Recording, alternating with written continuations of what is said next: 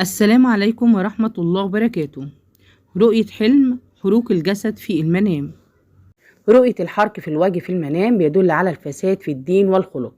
من رأى الحرق في خده الأيمن بيدل على النقص في العبادات، أما رؤية الحرق في الخد الأيسر في المنام بيدل على الذل والمهانة.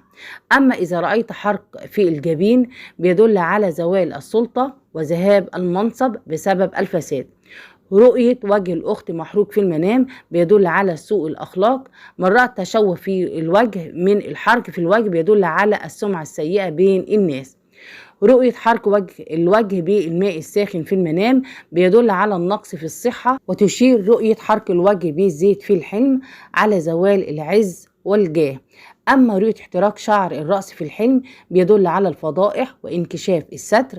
أما إذا رأيت احتراق الحاجب في المنام بيدل على قلة الحياء.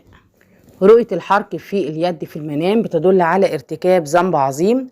من رأى الحرق في يده اليمنى بيدل على ارتكاب الظلم أو الفساد.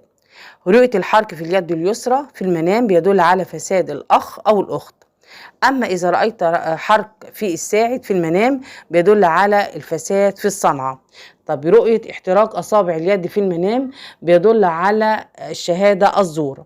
من رأى حرق كفه بالنار بيدل على الظلم في الصنعة. الشعور بالألم من حرق اليد في الحلم بيدل على الحزن والديون. أما إذا رأيت النكا تبرد حرق اليد بالماء في المنام بيدل على الندم على ما ارتكبته من فعل مشين. تفسير حلم حرق الفخذ في المنام بيدل على ظهور الفتن بين أفراد العائلة. من رأى احتراق فخذه بالماء الساخن في الحلم بيدل على ضرر يصيب من يعتمد عليه ويعيله.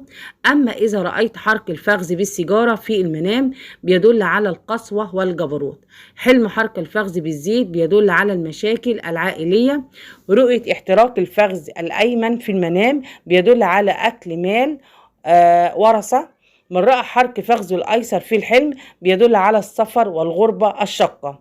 رؤية الفخذ محروق في الحلم بيدل على المشاكل. أما إذا رأيت حرق الفخذ ولفه بالشاش في المنام بيدل على السعي لإيجاد حلول لمشاكل عائلية. أما حلم حرق الساق بيدل على النقص في القوة والصحة. دي كانت حلقتنا النهاردة، أتمنى يكون الفيديو عجبكم، والسلام عليكم ورحمة الله وبركاته.